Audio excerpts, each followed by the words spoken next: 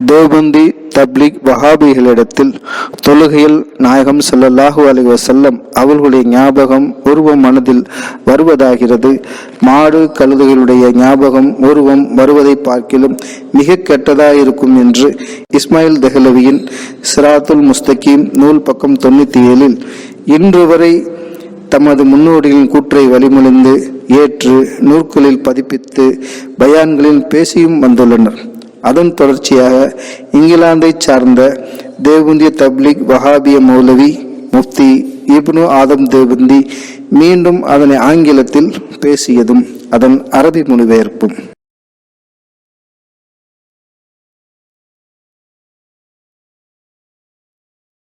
பிஸ்மில்லாஹிர் ரஹ்மானிர் Rahim.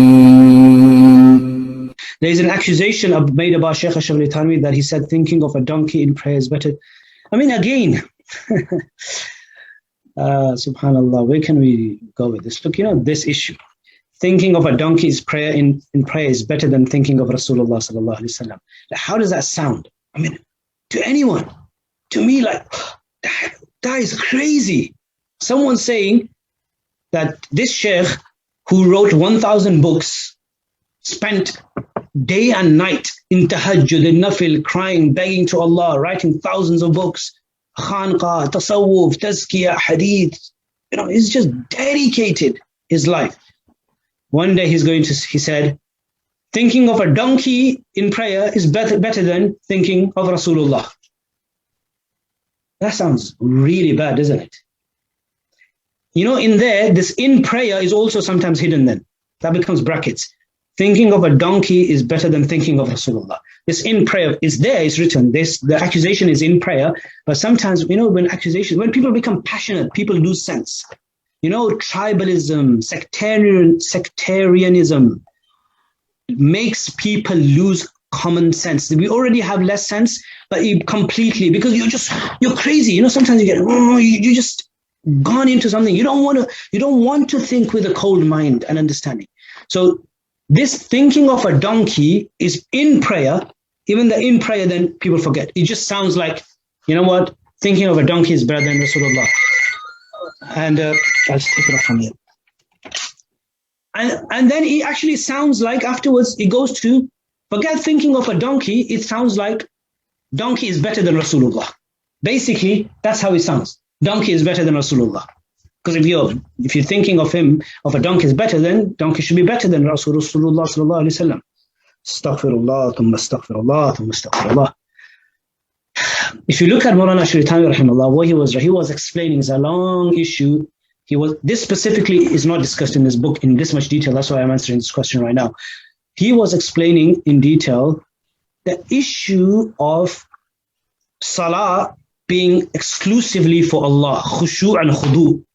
So be concentrated. Your salah should be for Allah. Allahu Akbar. You are standing. وَقُومُوا لِلَّهِ قَانِدِينَ. You are standing before Allah. You are standing before Allah subhanahu wa ta'ala. When you are ruku' is for who? Allah. Ruku' is not for Shaykh Abdul Qadir Jilani, not for Abu Bakr radiallahu anhu, not for Musa alayhi salam. This ruku' is not for Rasulullah sallallahu ta'ala alayhi wa ala alihi wa sahbihi wa sallam. Ruhi fidah, our beloved messenger. But this ruku' is not for him.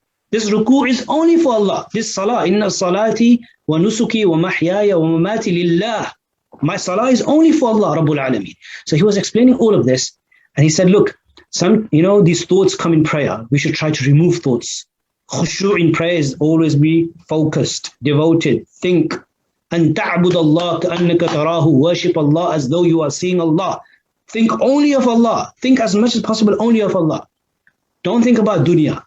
And then he said, thinking about religious things, there's a whole discussion, masalatu tafakkur fi salah. What about thinking of religious matters? There's a fiqh debate that, should you think about some fiqh issue? Like Umar radiallahu anhu used to say that I prepare my armies. So some said, yes, it is permissible because it's related to deen. Others said, no, really, it should only be Allah. I'm teaching a lesson on hadith or something. So I pray my salah and I think and prepare. Like I'm teaching this Muhannad course. So today, Fajr, for example, Allahu Akbar, in lesson, I'm going to talk about this and that. Should I do that or not? There's two opinions on this. It's a fiqh issue. So Shaykh Ashraf Ali Thanwi rahimahullah was saying that, look, sometimes if you're thinking about religious matters, it's actually more dangerous. If you're thinking about worldly matters, if you're thinking about your car, Allahu Akbar, I want a Rolls Royce and I want a nice, Ferrari, Lamborghini, Porsche. And remember, donkey was a means of transport. So it's basically saying that if you're thinking about a Ferrari in your car, you're not thinking about Ferrari being a god. You don't think about a Porsche or a car.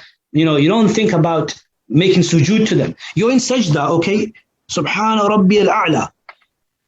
Thinking about Rasulullah sallallahu alayhi wasallam or thinking about a Lamborghini. It might be more dangerous to think about Rasulullah than Lamborghini, because Lamborghini is nothing big to you. No, you're not going to think about sajda Lamborghini. Lamborghini is a Lamborghini. But Rasulullah, the thought could come that you're making sajda before Rasulullah sallallahu alayhi wasallam.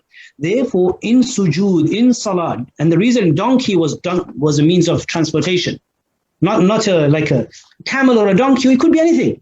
So in sajda, rather than, you don't think about don't even think about Rasulullah sallallahu alayhi wasallam, and don't even think about a Ferrari or a car, a Lamborghini or a horse or a donkey or a spider or a mosquito. Think about only Allah.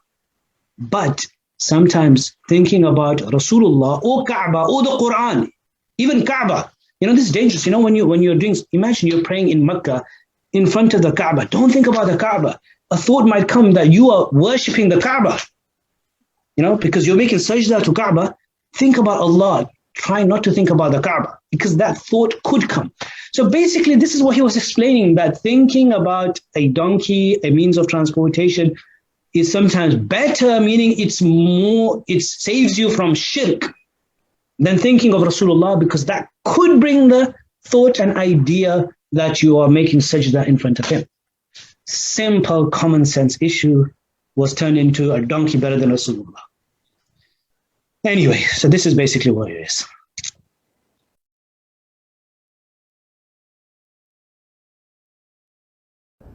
Assalamu alaikum.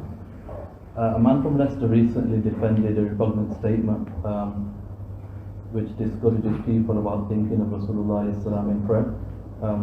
What's your response to that, and how should Muslims treat such people? So the man in question, his name is Adil Gauthar or Adil Gauthri, from Leicester, Gujarati, Yobandi, and he ascribed a statement to Ashraf Ali Thanwi, but it wasn't Ashraf Ali Thanwi, it was Ismail Ad-Dahlawi, the famous donkey statement. I don't need to even repeat the statement. Now this imbecile, he attempted to defend this by saying you think of a donkey because thinking of Rasulullah sallallahu alaihi wasallam will lead to shirk.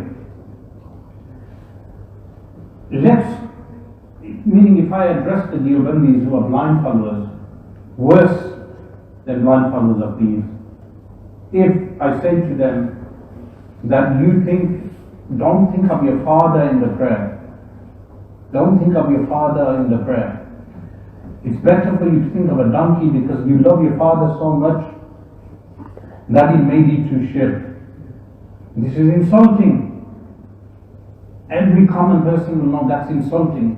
In fact, the Deobandis will say, you've insulted him. Why are you insulting him? This is what they say. So for every Muslim, they will know that this statement is what? Blasphemy.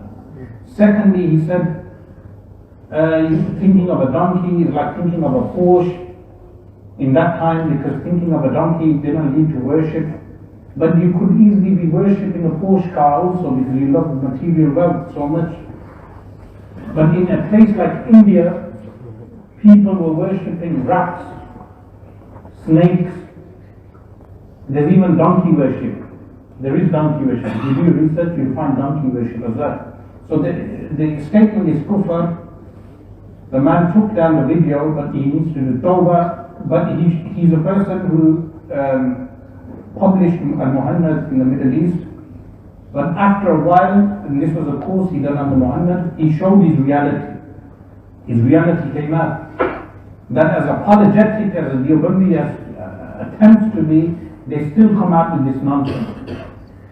You see, some of our turuq, they may have problems in action, but they don't have a problem in belief.